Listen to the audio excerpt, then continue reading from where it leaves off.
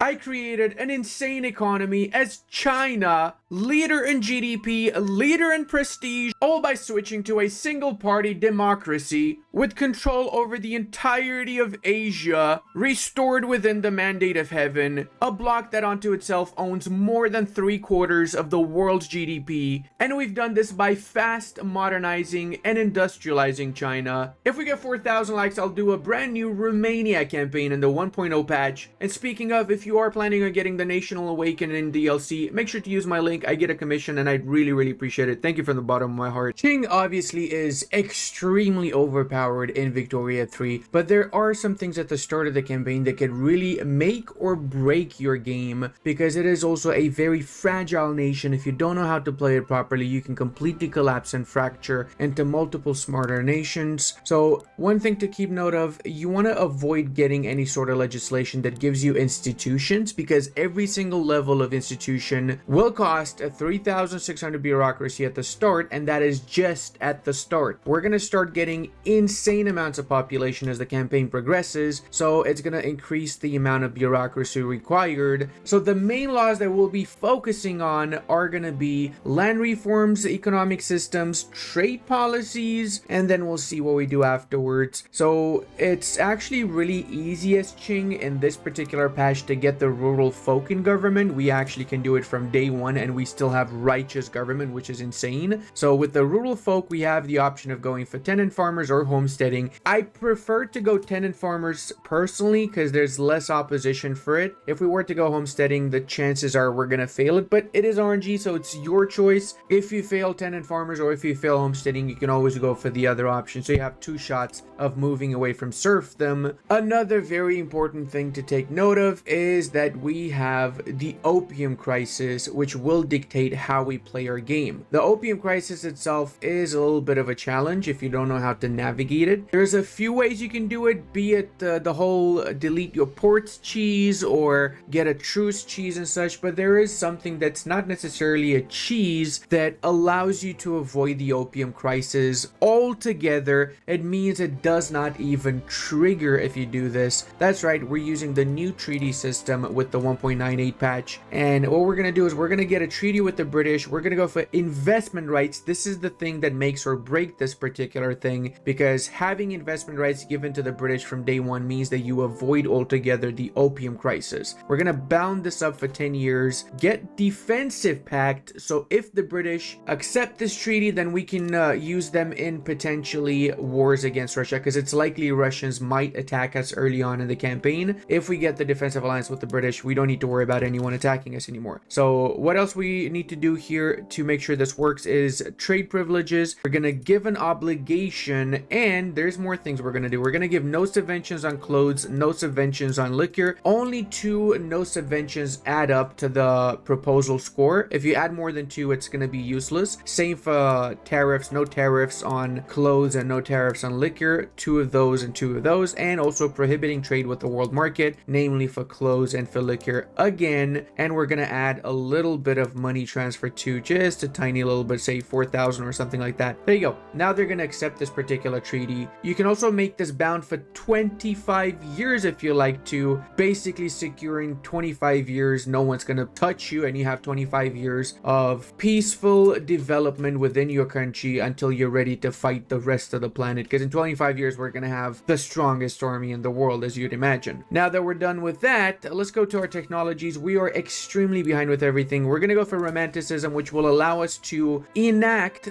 agrarianism in the economic system, and then we're going to follow that up with the stock exchange that will increase our market access a tiny bit. And then of course we also need to go all the way to water to boilers and eventually railways too, so we can properly industrialize. Also take note, we only have 70 innovation caps, so you want to build up your universities as soon as possible. We'll switch straight up to iron frame production method for our construction sectors, and we're gonna just add a few more construction sectors for now. I like like to build in Shaanxi as well as Beijing and southern Jilin, because all three of these states are actually really good. I mean, in general, Chinese states are really amazing, but these states have all the resources: coal, iron mines, obviously an insane amount of population, and they also have a decent amount of infrastructure. 60 in Shaanxi, 35 in southern Jilin, and 30 in Beijing. There is no good or bad with the states you choose to build in, because truth is all the states are amazing, right? There's more than just these. The Xi'an as well is extremely good, although it doesn't have the iron mines. There's a lot of them, so it's up to you whichever you want to go for. I probably don't want to build that many construction sectors so early on, though. We need to make sure we have enough iron to fuel this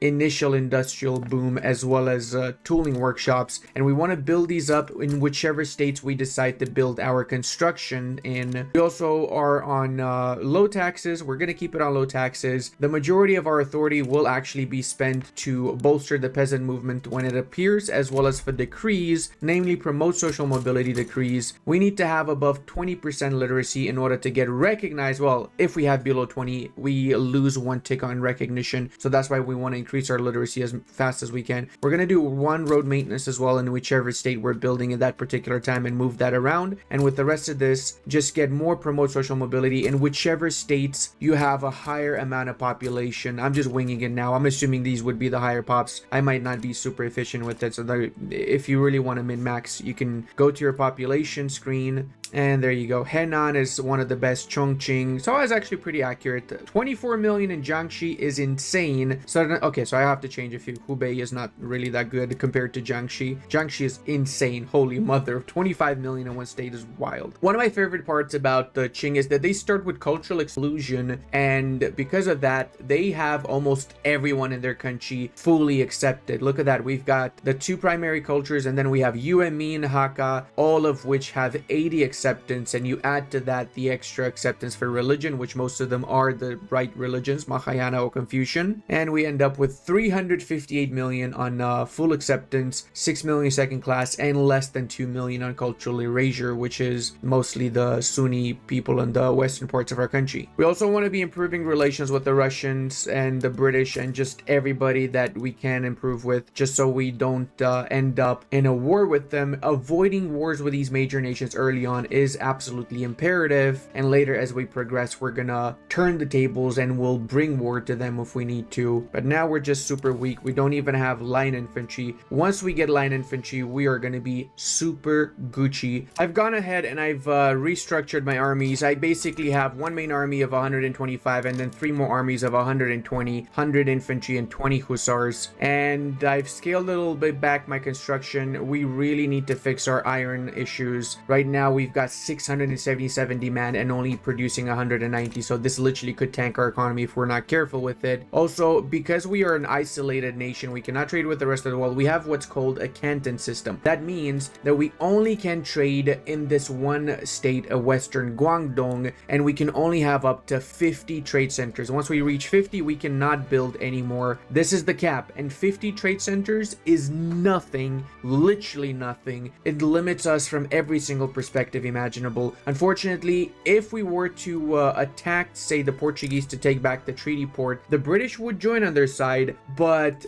then we would lose the treaty that we have with the British. So what would end up happen is we would get the opium crisis. So we don't want to do that now. We're gonna wait for a little while. Holy mother of God, even tools is an absolute pain for me. Holy schnitzel, dude, I really need to push for these.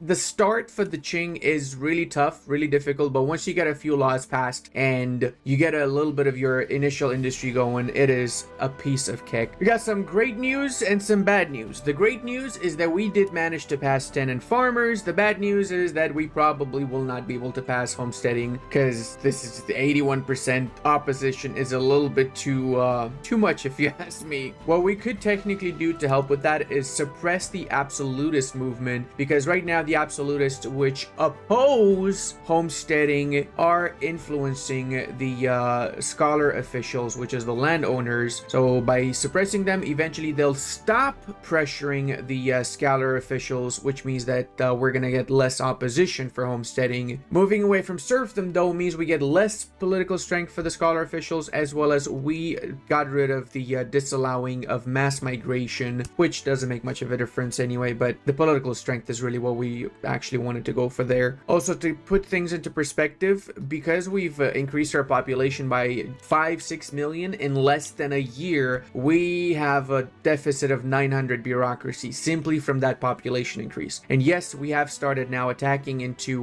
Kokand. The plan is to grab Kokand, Bukhara, Khiva, and then basically all of these buffer states here between the Russians and the Afghanistan area. If we get a hold of these areas before the Russians, then we prevent them from moving into Afghanistan, and eventually we can grab Afghanistan for ourselves, grab Persia for ourselves, which in essence is where majority of the world's opium supply is, alongside our areas in Yunnan and of course India, which we'll be going into later in the campaign. Skibbity boo, skibbity bay, another couple of years and another 20 million population, which means 2,000 bureaucracy reduction. Remember, this is bad because it means a flat out decrease in our income by 16.8%, so it's really bad. That being said, we do have agrarianism now because we've researched romanticism and we have no opposition for it, so it's very likely that we're going to be able to pass this. We've also managed to get all of the areas in the Kazaki area, so the next target is going to be Burma. We want to grab Burma, Siam, and Dai Viet because usually around the 1850s, 1860s, the Western nations start attacking these bits. So once my infamy is around 20 or so, because I did get quite a bit of infamy from fully annexing the Kazaki areas, I didn't go for vassalization. I want to have direct control over these lands. If I need to later, I could release a subject and feed them all this area as a tributary, but for now we'll keep it as directly owned. There you go, exactly what I was saying. We got 15% increased chance. We are so passing agrarianism. That's really good too, because it means we get rid of the taxation capacity minus 25 issue and market access minus 15%, and we increase our private construction allocation to 50%, essentially doubling it. We don't have much of a private sector, only 2.9 million, because our reinvestment is 38,000, but that's also because of traditionalism. Once we pass to agrarianism, we're going to go from 38,000 to probably about 150,000. Also, it is time that we start building up as many universities as possible. Even if we have a little bit of a spillover, what will happen is the spillover is going to go into technology spread, so we're not losing out on any innovation still. Oh my god. So we got agrarianism, and the problemos is that now we have 44% tax waste. Yep, it's good, but it's also painful. So the issue is we lost the 25% bureaucracy population cost multiplier that came with traditionalism. That's literally the only good thing that we had from traditionalism. That's it. And that kind of screwed us a bit. So now we will have to first off update our production methods, because we got quite a few we haven't updated yet, and we shall need to spam a few of these government administration buildings. We're gonna have to out-click these, just like, I don't know, 50, 60 maybe. I don't even know how many. I'm gonna slowly build up. I basically need to reach 0. Once we have 0 bureaucracy or around 0, that means we're not getting the 44% tax waste, because that's literally us getting half of the potential income we should be getting, basically. We've also in the meanwhile been suppressing the absolutist movement, as I showed earlier, and bolstering the peasant movement, so we have a little bit of extra support for homesteading and less opposition, which is why that's where we're gonna attempt to pass homesteading next. And I'm also gonna be trying my best to get more treaties with the European nations. Especially I want to get investment rights. If I'm able to get the French, the Prussians, the Russians, everybody else to build in my country, I am essentially using up their construction to make my country great. And once we have some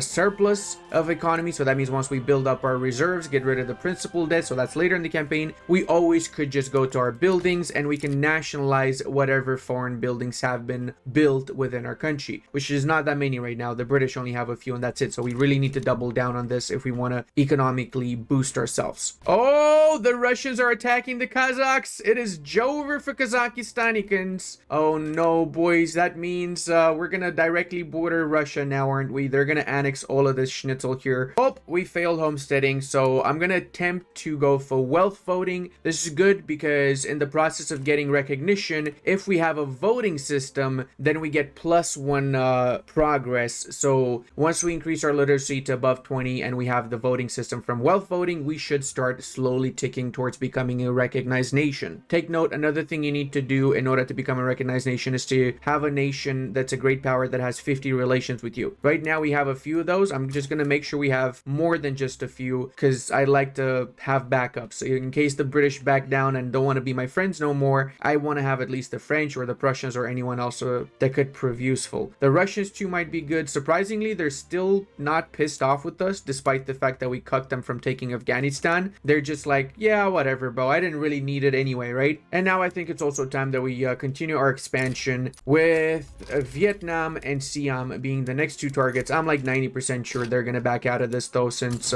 they've got a fearful attitude towards us. There you go, exactly what I was saying. Siam did indeed Bacchius Downicus. Oh, look at that, boys. If it isn't little old treaty port of Macau. Now, what would happen if we were to say use our newly established line and lancer army and also get like 300 more conscripts? Would they back down and give us back our port, or would they not? That's the real question. There you go, that should be a decent amount of soldiers. So remember that getting conscripts basically means that it will increase the chance of an enemy backing down because they're going to be scared shitless of having to fight you. Let's go ahead and mobilize these bad boys, bring them over by the border here. Yeah, that's right, Portugal, you little shittles. Now we've got the entirety of the western Guangdong state onto ourselves, which is not bad. Doesn't make much of a difference though. It's not like the Portuguese were making too much profit off of that little treaty port. Speaking of though, if you haven't watched my Portugal video, you really should, because it was a very interesting one to say the least. Completely different playstyle from my usual games. It's time, boys. We're going for free trade. If this works, and we might not pass this because we only have 2% chance of passing this, by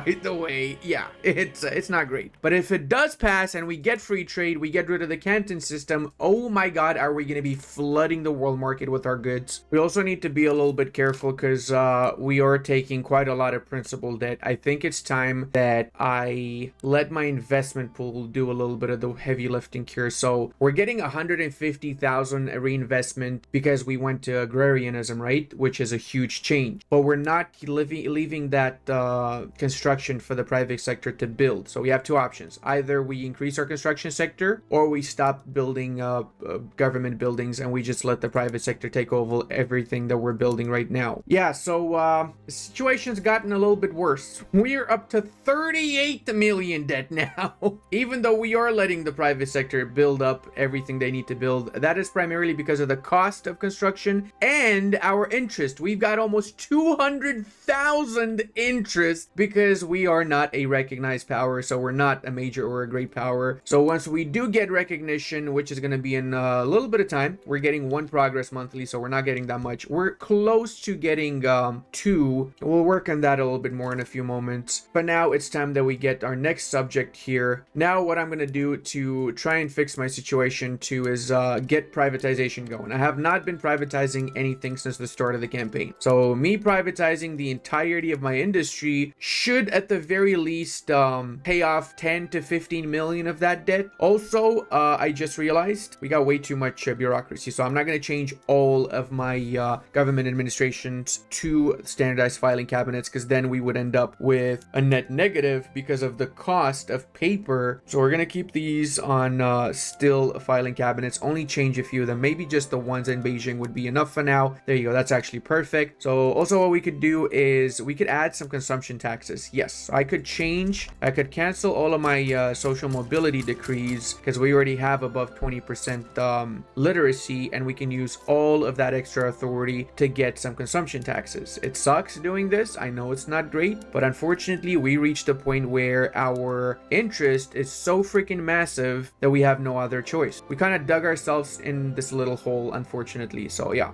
we got to get ourselves out of it somehow. now. There you go. That's way better now. That plus the privatization should actually start fixing. Look at that. It is fixing. We're already down 10,000 in interest simply because of the privatization's been getting rid of our debt. Another 15,000. We're down literally 30,000. That is crazy, brother. See, that's huge. I love doing these small little changes and slowly seeing my economy recover. That is just the best feeling ever. Yep, look at that. The private sector, well, privatizing buildings is getting rid of our principal debt. We just lost 1 million principal debt in like a second like that. That is crazy to see. Down 50,000 and going already. Once we pay off most of that interest, we can start the scaling up and getting more construction sectors, because we should have a lot more by this point. I just didn't really min-max it properly. All right, so we reached a point where we are much better off. We actually have assets now, 9 million in reserves, and we're making a buttload of money. I think it's time we cancel our consumption taxes now. And not only do we cancel most of these consumption taxes, but we're going to use the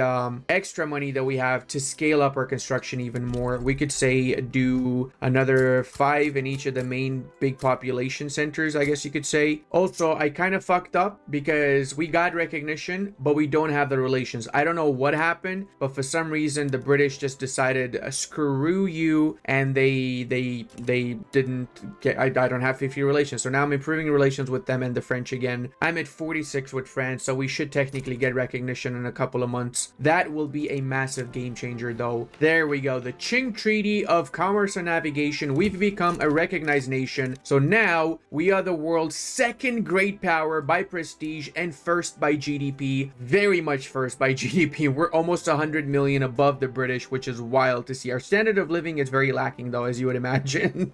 And yes, there's been some changes in the Middle East too. First off, we got Persia as a subject fairly easy. They backed down out of that one, and the British Empire lost a big chunk out of the northern provinces in that little war that they had switching from East India Company to the British Raj. They unfortunately did take a big chunk out of Khalsa Raj, which I had an interest in, and I think I'm going to start expanding again into the Afghani areas, since we have very little infamy right now. I'm also thinking of doing some expansion into South America. I just want to have a little bit more of an influence around the world, basically, is what I'm trying to do here. And because we are a great power, it means that we're basically paying nothing for interest, so we can start massively, and I mean massively, ramping up our industry now to the point where 3,000 to 5,000 construction is what I'm aiming for by 1870s. Technologically speaking, we're very behind, unfortunately. We're at 82 innovation, and the technology spread is not huge, that's for sure. I am going to be forming my own power block now, the Mandate of Heaven. It is going to be a trade league, and we're going to have external trade as our main principle. It is also time that we get some type of school system. Public schools would be the best option. We have 8% chance of passing this from the industrialists supporting it. We're still insanely backwards when it comes to literacy. We actually went down a little bit because we canceled those mobility decrees, so it's super bad. Hey, let's go. 12%. Oh god, we get agricultural plantation throughput reduction. It's fine. Who needs farms when you have schools? Am I right? You know, the last time the Chinese did this, it didn't end up very well. Also, I need to start redoing my treaties with everybody, because most of them have already expired, or I just don't have a good deal with them anymore at this point, because things have changed in the last few years. I'm gonna get a few rivals. I think this should be good. Maybe the Japanese as well as a rival is not the worst idea, and we're gonna do that because we need some extra influence if we were to get a defensive alliance with the French, which is what I like to do, actually. So we've got now a defensive alliance with France and with Russia. That is more than enough defense. Also gonna get investment rights again with the British. 62% chance. Really? You don't want to give me trade privileges, do you, you little shits? Wow. I did enter into force, so they did still accept it, though. Now, guys, in the interest of full disclosure, I actually recorded this run on Twitch. I might post the VODs unedited on my second channel, so check it out there. I'm not sure. Just let me know in the comment section if you want me to do so, because obviously this is like 6 hours edited down into like, what, 20 minutes so far or something like that. But for future reference, if you want to see like more of the runs that I do for YouTube, which are highlights pretty much, or just summed out, edited out, whatever videos, you can watch the full thing on Twitch whenever I stream. I'd appreciate having having you guys over. I really would, because you get to ask questions on stream and I get to answer, and it's like a lot more personal in my opinion. But at the same time, I know that not everybody likes streaming, which is why I do these YouTube videos. So thank you for watching my YouTube videos. In fact, if you're interested in getting, and this is self promo of course, if you're interested in getting the new DLC, the National Awakening, use my link. I get a commission on every purchase, and I'd really appreciate it. Thank you very much for considering it. Now I do have a little bit of a dilemma. So here's the thing. I really want to grab as much of Indonesia as possible, because there's a lot of rubber that I'm going to need there in the future. But at the same time, I also want to use my infamy for other things. I want to start going into South America, which, by the way, what the shit happened here? What is this, Argentina? What on earth is this? Why do we have Tawantimissamumudu also massive, and Peru Bolivia is quite literally 17,000 pop, 3,000 GDP left? What is this? Come on, someone explain to me what happened here. This is wild. Wait, is that 2 Peru Bolivias? Oh my god, it is 2 Peru Bolivias. It is! Oh my god.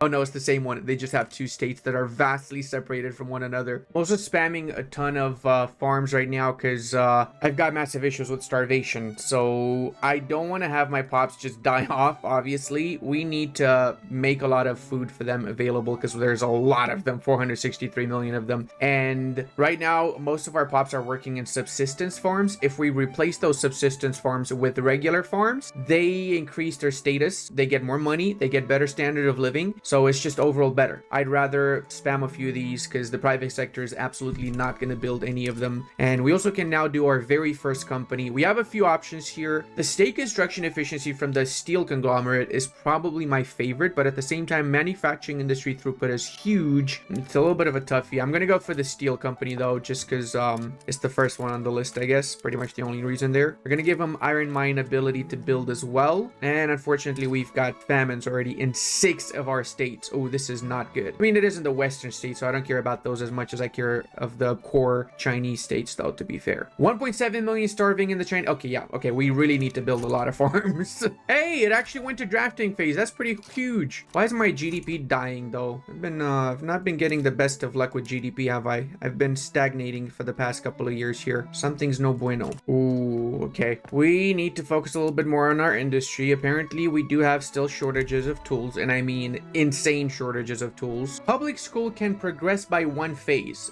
Yes, thank you. And there you have it. We got public schools, and we also got Marina, which backed down in the little vassalization war. So now we've got our foothold in the southern tip of South America, or actually not the southern, the Zanj tip, I guess you could say. Public schools is also our very first institution. Imagine getting your first institution in 1870. But we want to get it up to level 3, boys, because we really want to increase our literacy. More literacy, less birth rate. And right now, we kind of have an issue with birth rates. You know, we got too many pops. Now, changing all of our buildings to standardized filing cabinets is not it, though, because then we have a little bit too much bureaucracy. We have to manually make sure we got a decent amount changed. There you go. We're almost at 0, which is the perfect amount. The Americans want to form an alliance with me. Hell yeah.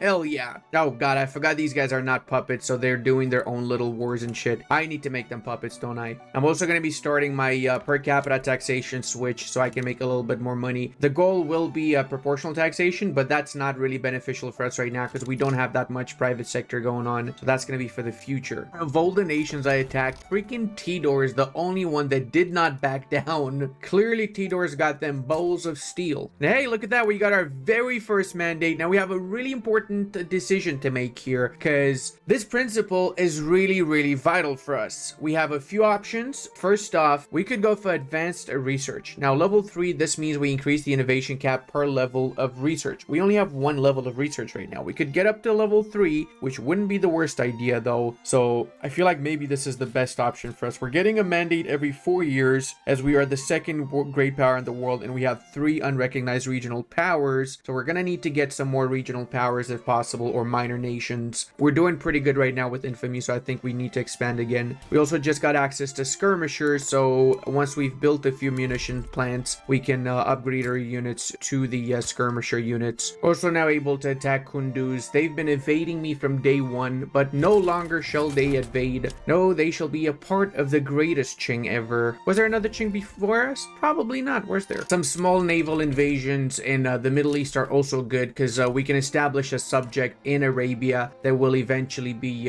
competing with the British, because apparently the British already have started massively eating chunks of the Arabian bits, which is not good for me because Oman especially has a lot of oil rigs, which we're gonna need later on. Oh, look at that. If it isn't Germany trying to unify, then I don't know what it is. Conquest of Alsace-Lorraine and annexation of everybody else. Prussia, you are very ambitious, my friend. Can you actually pull that off though with just 50 million GDP? Kinda doubt that. I mean, the French alone have double your GDP, not including everybody else in there. Oh wait, the British are on the side of the Prussians. Ooh, okay, the plot has thickened for sure. And we also got interventionalism. We'll also attempt to go for free trade for the second time around. We want protectionism earlier to get any sort of market, but we really want just a free trade because that gives us the 25% trade advantage. Boys, we've got a second addiction. It is fine art. That's right. We're addicted to opium and fine arts. Basically, Han people are just rock stars is what this is trying to tell me right here. And no, I'm not against it, because addiction to opium and fine arts means that we literally can just spam fine art, well, academies and opium plantations, and we get ridiculously rich as consequence. So it's not a bad thing if we don't have the opium crisis to go alongside it, which we don't have. I'm actually curious if they will patch this treaty cheese that I've done here in the next patch in 1.10. I'm curious as schnitzel if they do. Probably not though, considering. Hey man, you want some more of them fine art? Spam them, baby, spam them. Oh, look at that. We're producing a prestige good, our very first refined steel. I also love the fact that we're literally wiping the floor with the Ottoman troops. It's as if it's the sick man of Europe or something. We did not add any war goals against the Ottomans because I genuinely don't give a schnitzel about them. I just want to grab my Yemeni parts and then get a white piece with them, basically. So now we've gotten all of Yemen. That means we can go to our subjects and we can release Yemen. Before I do that though, I feel like maybe I should make Burma a puppet. Yeah, that works for me. There we go. Now we can do Yemen, release a subject nation. As you probably know by now, they get our laws, so they've got really good legislation. Something that not many people know though is that they also get our technologies. So whatever our technology is right now, that's what the starting technology for the newly released Yemen is going to be now, which is not bad. They actually have really decent technologies. Look at that. We also can go for level 2 education finally, and we can also get that secondary company as well. My little new tributaries here, Luang Prabang, Chiang Mai, and Champasak, are a tiny bit disloyal, so we're gonna have to fix that. I'm improving relations with them, and I'm also gonna start building up in their country stuff so they love me a little bit more. Oh damn, I didn't pay attention for like a second to Persia, and they just wiped out half of Kabulistan. That being said, I technically could make them a puppet, so I think I'm gonna do that right now. Let's go, boys. We got another big yellow spot in the western parts of our country, and I've also just taken some massive chunks to the Arabian bit, so we can give these out to, first off, Yemen. We're giving Yemen Hail, as well as Najd, obviously, and of course the Trucial states, basically Bahrain, whilst Persia is also gonna get the Hormuzian bits. This is Qingian Hormuz, basically what was before belonging to Bahrain. Plus, I'm a generous lord. I'm a very generous lord, so I'm gonna give him some of the Turkmenistani areas here. I directly only want to have Qingian land, so the rest is gonna be part of my many Mandate of Heaven tributaries, including the Persians. So that means we're gonna give him Turkestan. That's a 1 million population they're increasing themselves by. All of this Pashtunistan, whatever schnitzel here as well, is gonna be theirs. There you go. That looks way better. Plus, Persia has literally zero liberty desire after we gave them all of these provinces, so that's a double whammy right there. And I think once the Kabulis finish their revolt, I'm gonna attack them as well as Kandahar, and I'm gonna give this also to the Persians. Another reason why I did this is because it will trigger the Persian event that gives them a colonial frontier. So look at that. That means now they started colonizing the Turkmenistani areas. So I'd rather Turkmenistan be a colony, which means eventually Persia is going to own all of Turkmenistan before the Russians, because the Russians haven't even gotten any sort of colonization legislation enacted. If I did not give them these areas, they would not be able to do so. So you got to just think a bit ahead of time sometimes. So time we put Sikkim out of their misery. Sikkim is honestly the worst nation in the game to play as. I play them a couple of times. I've died. Not a couple of times. Every single time that I've played as them, I've died. So this is probably one of the most challenging things. I hope eventually I can do a video as Sikkim and actually survive. That would be something for sure. Hey, look at that. We got a secondary prestige good. And our investment pool is close to 400,000 now. So I really should just let the private sector build everything. These guys are still in another revolution. This is what I'm saying. If you don't eat up these nations and release with your own legislation, this is what happens. They have a revolution every 5 seconds. It is the year of our Lord, 1885, and we finally managed to reach 10 standard of living, which is honestly very shocking, but it's happened after so many years. We also managed to get up to 475 million GDP. After us, the British are coming in with 248 million, and the Germans are really catching up. Russia has in fact unified Germany, and they are absolutely insane. Like, the economy is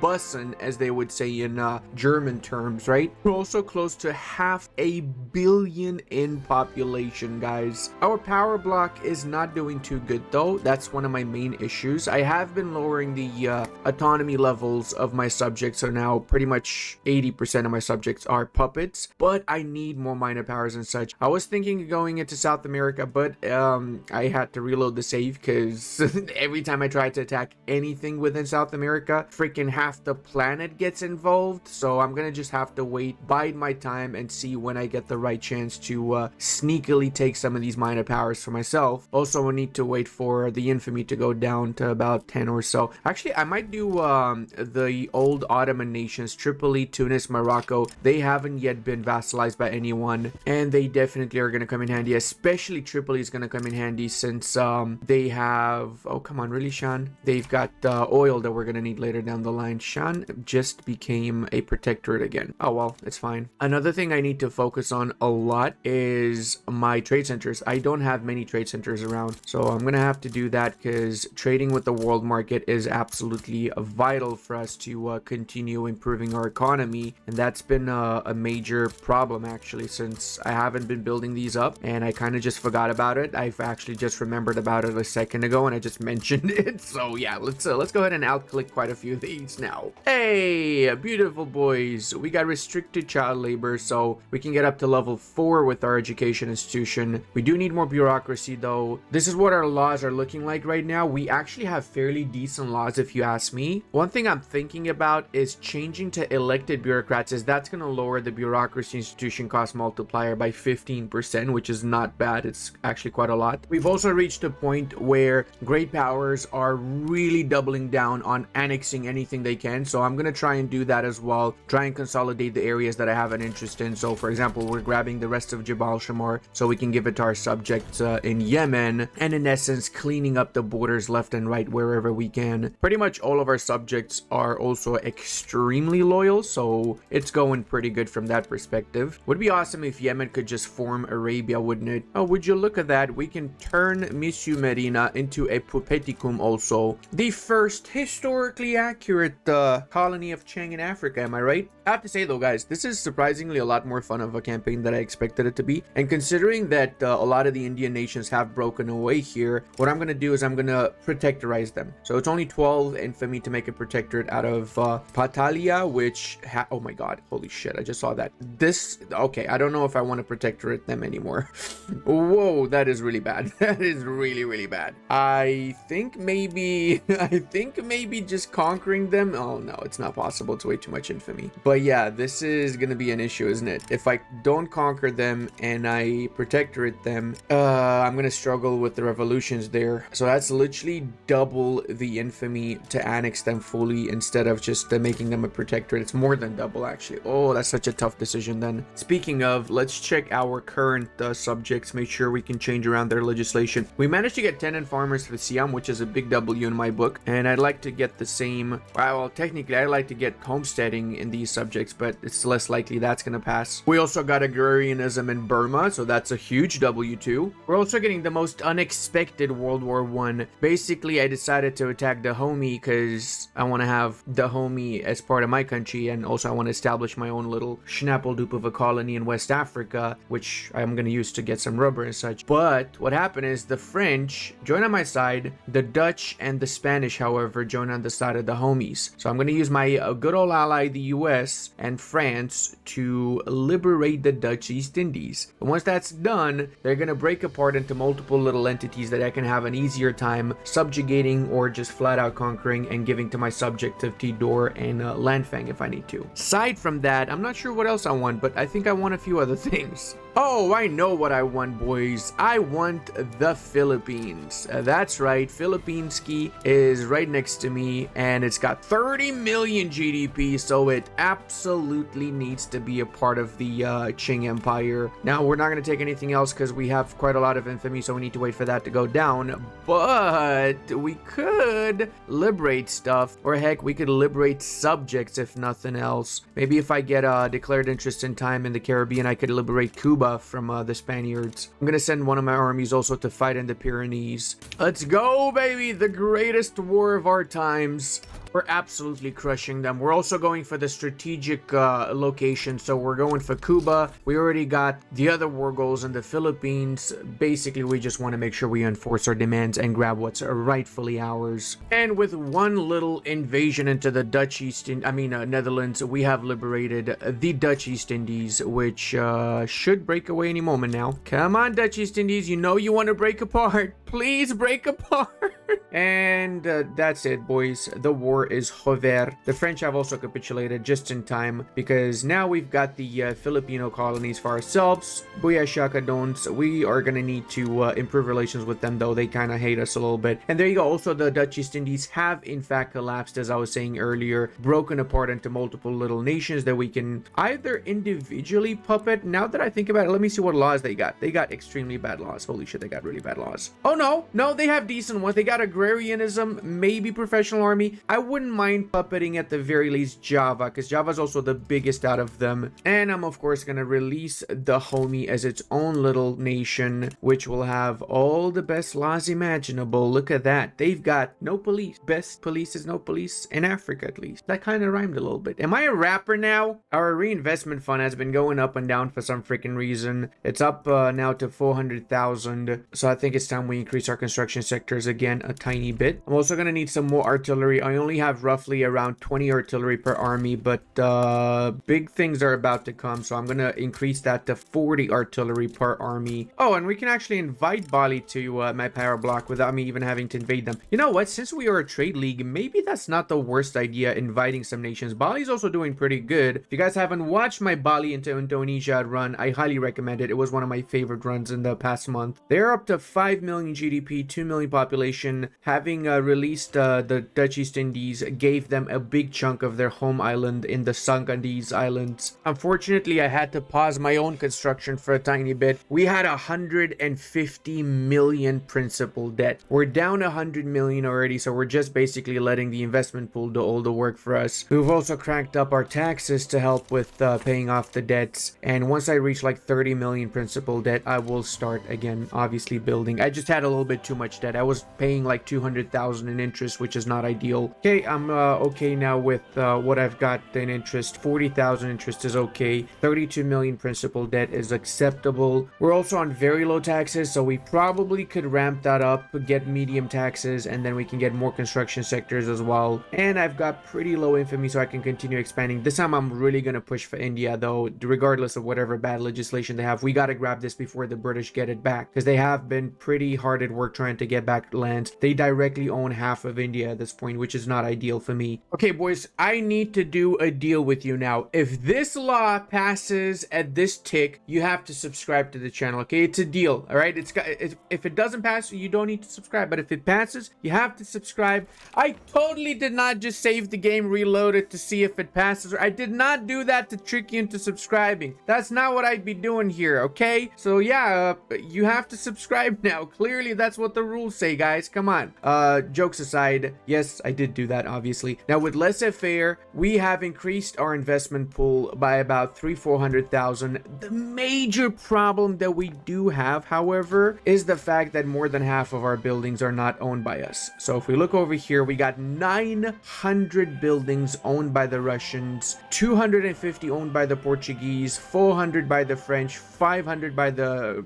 British, 200 by the Belgians, and so on. Most of them by the Russians. So what can we do now, considering we don't have the ability to nationalize anymore? Well, there's a few options actually, and this not that bleak, to be fair. Obviously, you could go eventually for command economy. Problem is, getting command economy without cheesing is close to impossible in this game, unless you just do it in the last 10 years of the campaign, when the trade unions will likely have extremely high clout. Of course, I've been working on getting trade union clout myself. We're up to 13% right now, which is not bad. We probably could even get them in the government if we really wanted to. Let's see, we really could get them in the government. That's kind of crazy. So we could switch for proportional taxation instantly, and we would eventually, once we have central planning research, we would have the option of going for a command economy. However, here's a big if. We don't need to do that. We really don't need to do that, because for me to grab all of these buildings is actually surprisingly easy. It's like 7 or so infamy. It's not much. It's really not much. Look at that. We're force nationalizing the buildings, 164 buildings, 1% of our GDP from the Portuguese. It literally costs us 6 infamy. It's basically nothing. So of course, we're going to start doing that. First the Portuguese, second the Russians, and so on. Speaking of, I do need to start lowering relations, because I believe I've got cordial relations with them still. Yes, I do. Come on, Portugals. Oh, actually, we could make them a protector. I don't want to do that, though. I'm just going to humiliate them, and that's it. Actually, this played out very well for us, because the Russians joined on their side. So I can bring in the British on my side, and I can call in my allies, the Americans, as well on my side, and the freaking Germans on my side. That's kind of crazy. Do I want to even do the Germans? We have World War II. First for Indonesia, second for Russia and Portugal, because we're just nationalizing. Yes, speaking of, I am going to add my next war goal, which is going to be force nationalizing all of the Qing buildings. So that's 740 buildings we're nationalizing from the Russians. That is crazy. We're getting back close to 1,000 buildings from just one war. So we're essentially making insane amounts of money once that's done, because we've got laissez-faire. So all of those buildings automatically get reprivatized to our pop, which eventually will pay dividends to us, not to the freaking Russians or whoever the schnitzel else. This is kind of crazy. It's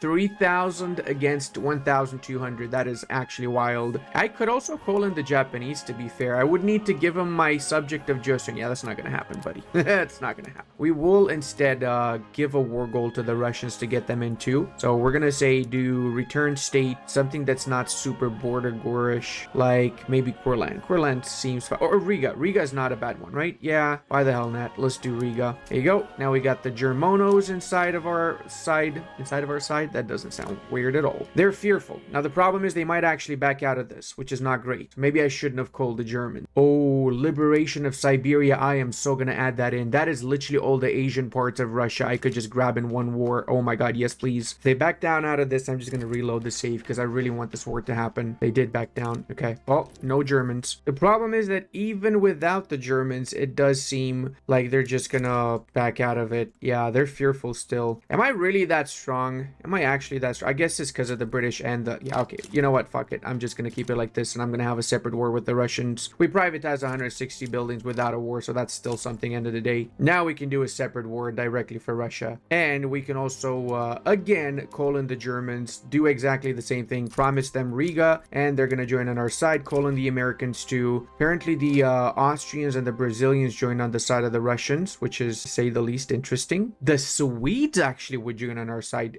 That is very weird. Just for that one province? Okay, don't mind if I do. Argentina too. Argentina joined in too because of Brazil. So once more, we are getting World War I. This time it should pass because they're worried, so they shouldn't back out of it. Oh, I probably should have shown too, because we took back 164 buildings, our reinvestment went up by 150,000 almost. So yeah, it's going really good. After this war, we're gonna just double down on getting more construction, but now I'm just gonna start slowly turning some of my construction sectors to steel frame, because we got a little bit of extra steel running around, but not too much. Also, we have massive shortages of fertilizer fertilizer. I did not even know that. So guess it's time we start spamming a few fertilizer plants in that case. Oh, actually, I could also release Kazakhstan. I'm so gonna do that too. That way, Kazakhstan with Siberia is basically all of the Asian parts that the Russians have. And we're obviously gonna puppet both of them after when the truce is over. Let's also continue to get more construction. We need a buttload more. That's in fact an actual measurement unit, in case you're wondering. Buttload has been used since times eternals. Let's go, baby! This is the best thing ever, I swear. Not only am I having fun with this war, but I'm also doing it whilst watching Starship Troopers on my second monitor, so I'm having a good time here. I really like the fact that, and this is a bit of a different topic from the video itself, but like you can really tell that they're trying to push with Starship Troopers the narrative of it's such a bad society, fascism bad, which obviously it is, right? But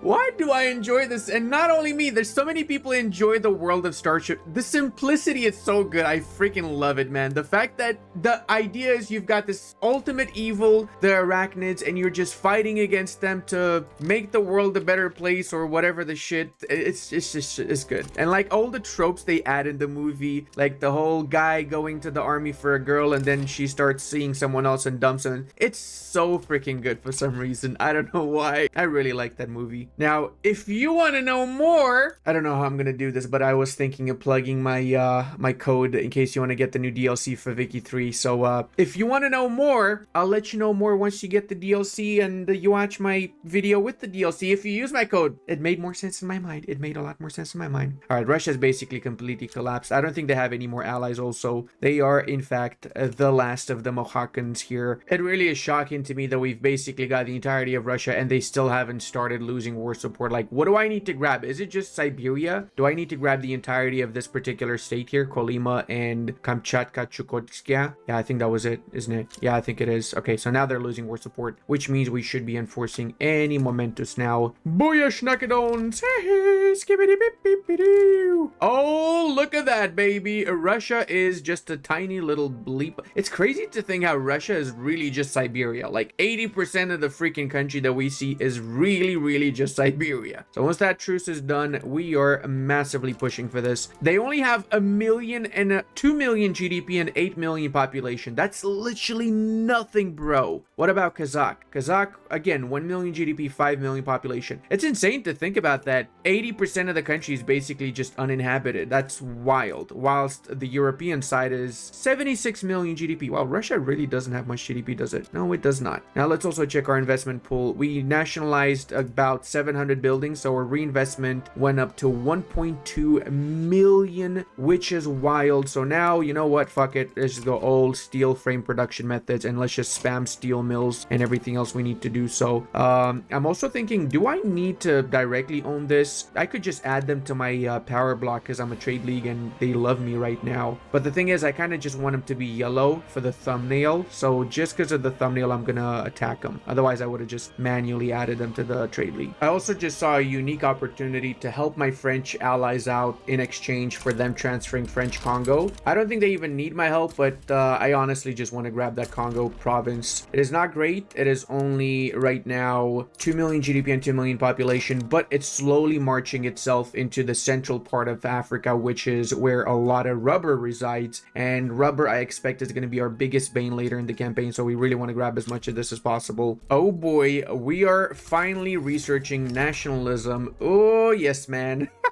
This is gonna turn into some very interesting situations, boys. And one thing that makes me realize why the series, well, the movie is so good is the writing, man. Like, whoever wrote Starship Troopers is a fucking genius. Like, in general, writers in the 90s were so much better than they are today. I don't know what a freaking hell happened, but in the past few years, every single TV series or movie that comes out is quite literally just a ripoff of an older version or reimagined whatever bullshit of an older movie, or just very unimaginative. It's kind of sad to say this out loud, but it really is just unimaginative. Most like, not unique, not even in the slightest well written. That's the major issue. I'm truly going into Africa now. We're making Sokoto our next subject right along the homie, and I'm gonna take Oyo and Benin before the French do, because they already started attacking and they're gonna puppet Ashanti, or they just took a province out of Ashanti and they left the other part as it's Wait, what? I'm so confused. Oh, no. Okay, I see. So they gave Ashanti half to the French Senegal and they kept the other half. Okay. Well, the point is that I don't want the French to be super strong in Africa. We're going to get Sokoto. And then after we grab Sokoto, I think we just did, didn't we? Yeah, they backed down. Okay. So next up, we're going to grab the rest of the free areas here, including Congo. How come Congo's still independent? Wow. Okay. That's literally free real estate. Oh, I just realized Romania formed. When did this happen? They're already a puppet of Russia. That is so big, Sag. Maybe I should make them a puppet. Maybe I'm going to attack the Russians after again. And I do still have some buildings I can nationalize from them. We haven't nationalized all of them. And in that war, we can also release Romania or transfer Romania to us as our subjects. Also, I'm thinking to just grab Iraq from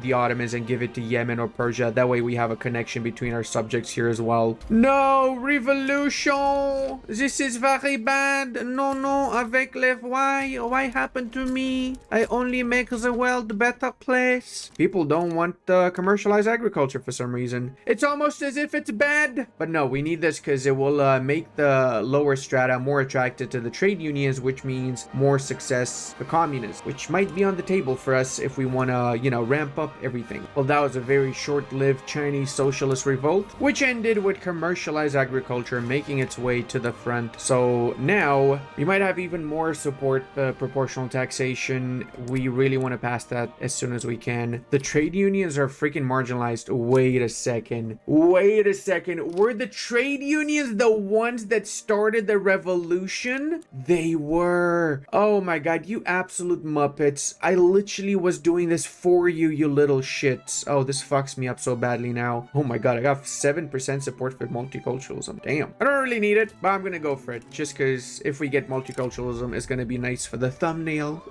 It's all about the thumbnail, really. Everybody, welcome Siberia, the nicest, newest skibbity on the block.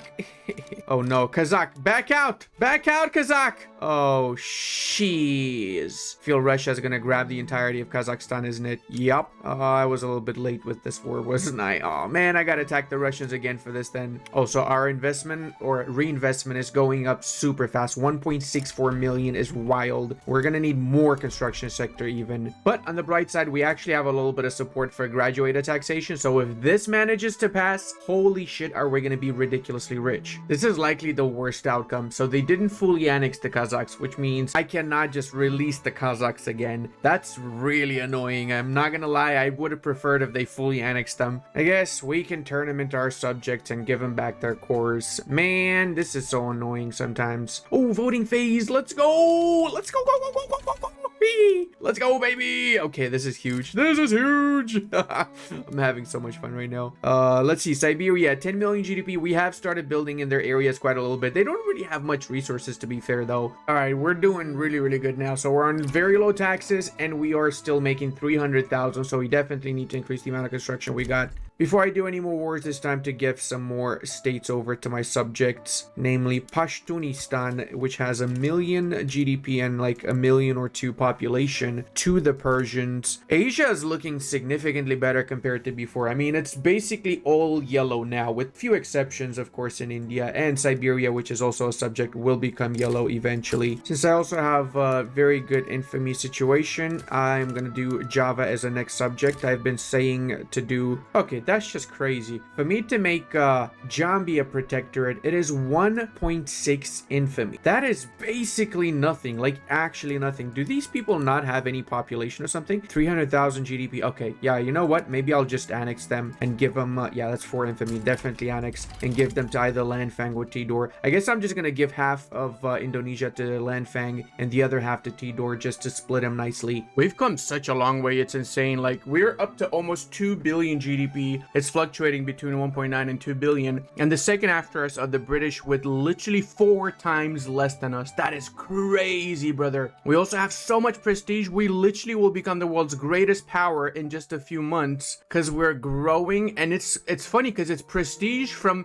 being leading goods producer, not even prestige from army and navy, which is what the British have. Like, if we hover over here, the British get most of their prestige from a naval power projection, brother. And all of our GDP is a bye-bye. We just got an insane freaking revolution. Oh, brother, this is not good. The Russians are on the side of the revolution too, so this might be a little bit of a longer one. Oh, yay. Drafting phase with parliamentary republic. So we're doing that because we want to stomp out monarchists, which means we have to get rid of the monarchy. Problem is, to get the Boxer Rebellion journal entry, though, is going to be a bit more difficult because we have 3 years. Wait, what? Now, with the Boxer Rebellion journal entry, we should technically be able to get that done once we own all Han homeland, which I believe is just getting rid of this revolution, if I'm not mistaken. Yep, I believe that was it. That was, in essence, our Boxer Rebellion done. That means we got the Mandate of Heaven, so I'm gonna make my radicals from political movement go away for a little while here. Now, stomp out monarchists should trigger after a while, after we've become a parliamentary republic. We do have to fix all of the stuff that happened now, because that revolution completely tanked our economy, sadly. But it is a necessary evil. We had to go through that process. Bro, are you serious right now? Did these bastards actually delete my buildings, or am I tripping right now? Yeah, I'm actually not sure. They might have deleted my buildings. I'm just gonna go ahead and build up some more railways, I guess. The devastation does not help, though. Holy shit, is it bad? The starvation and everything that came alongside the civil war is brutal. Guess I can make a save game here post Boxer Rebellion and leave this on the Discord in case you guys want to check it out for yourself. I know not many people end up going to the later part of the campaign, so it's fun to see what it's like once you do get to this part of the campaign. The fall of the Qing dynasty. Oh, so it actually happens instantly after we get rid of the monarchy. The Manchu yoke has ended at last. We stop having Manchu as a primary culture in China, or we just we don't do that. I kind of want to have Manchu as a primary. Yeah, we'll keep Manchu as a primary. Oh, look at that. We are officially China, guys. Oh my god, I love this. I love this color, actually. I might stay as China. I might not go communist just because I like the color so much. In fact, I'm gonna make this the save game that I'll post on Discord. Democraticus indeed. Look at how amazing our legislation looks like. This is exactly what a democratic country should look like, in my opinion. Now, democracy on the one hand, we just got the trade unions in charge, and they got a buttload of clout. So,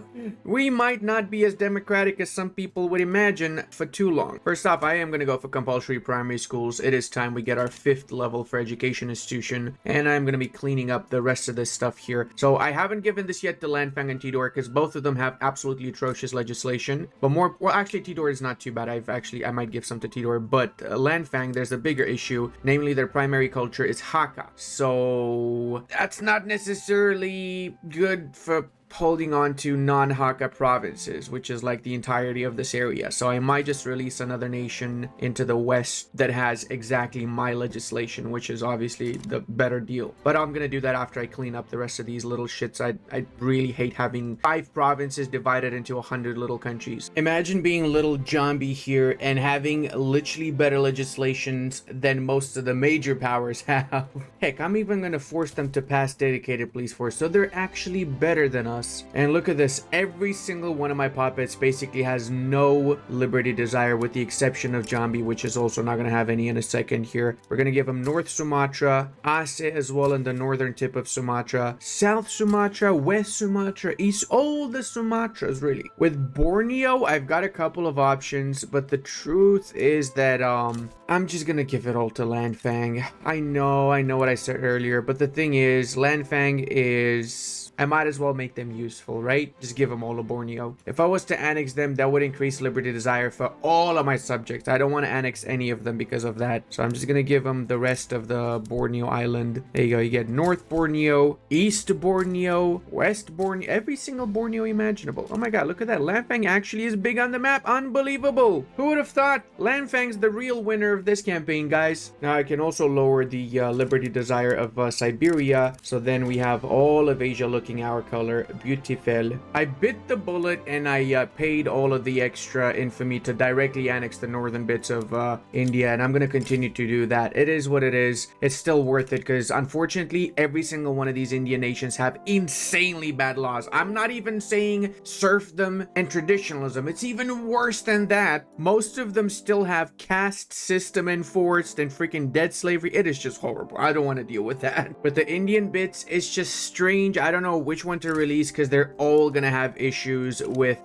populations. Because if I release Wad's gonna have Avadi as their primary culture and Shiite, whilst the majority of this area is not gonna be Shiite or Awadi, right? So there truly is no good or bad for releasing in India. I'm just gonna choose Awad because I like the name, and I'm just gonna give them the rest of the Indian states, including the Nepali bits. We can give them Western Himalaya as well as Agra and what is this called? Oud? Chinese Oud? I'm pretty sure I pronounced that perfectly in case you're wondering. By also doing this, we get rid of the caste power structure because they do not have the power structure even as an option anymore. So there's no more caste system, nothing of the sorts. People do not get as discriminated as they did before. Not to mention we got cultural exclusion and total separation, so they should be a little bit better off. The last of the monarchists, finally we get to lose all of those horrible ideologies. So we got a century of triumph. That means we get technology spread and research spread, or legitimacy and decree cost. I think I'm going to go for the tech cost. That's going to be a little bit more helpful for me. We are already pretty good technologically speaking. We've got 165 maximum innovation actually, so I need to build a few more universities. I forgot to do that. Oh, would you look at that? We have become obsessed with fine arts and opium. We're literally rock and roll enjoyers. Whilst India and the UK are busy with the little revolt the Indians are having, I'm gonna just munch on to the rest of this area here. I'm also not sure how they became the Dominion of India from the British Raj. What determines the name change? Is it just a different type of government? Let me actually check. Or is it a completely different tag? Might just be a change of governance though. I don't think they were a presidential republic before. Oh, what's that flag change, you ask? Well, sir, that is the fact that we've become a single party state, which means